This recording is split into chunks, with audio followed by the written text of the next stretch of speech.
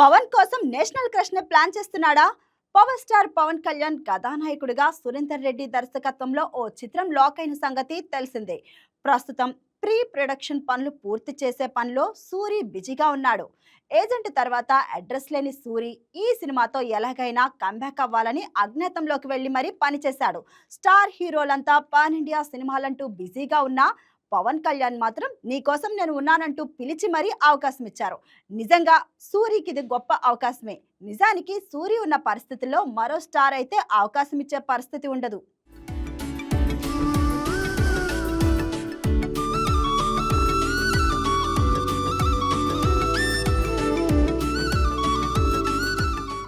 సూరి కెరీర్కి కూడా ఈ సినిమా ఎంతో కీలకమైంది.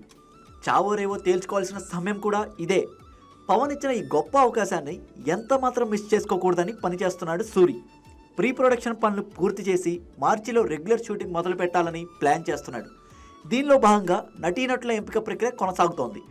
అయితే ఇందులో పవన్కి జోడీగా ఏ హీరోయిన్ తీసుకుంటున్నారనే డిస్కషన్ నడుమ నేషనల్ క్రష్ రష్మిక మందన పేరు తెరపైకి వచ్చింది. రష్మిక ఇమేజ్ సహా సక్సెస్ల నడుమ పవన్కి జోడీగా పర్ఫెక్ట్గా సెట్ అవుతుందని, ఆమె ఎంట్రీతో సినిమాకు మంచి రీచ్ దొరుకుతుందని టీం భావిస్తుందట. అయితే ఇది సూర్య ఆలోచన కాదట. ఆయన అసిస్టెంట్ ఒకరు రష్మిక అయితే బాగుంటుంది చూడండి సజెస్ట్ చేయగా సూరి కూడా పాజిటివ్గా స్పందించినట్లు తెలిసింది. ఈ విషయంలో సూరి ఒక్కడే సోలో నిర్ణయం తీసుకోవడానికి లేదు.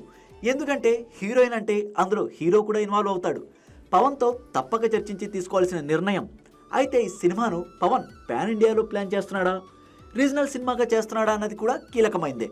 ఏజెంట్తో పాన్ ఇండియాలో సూరి లాంచ్ అవ్వాలనుకున్నాడట.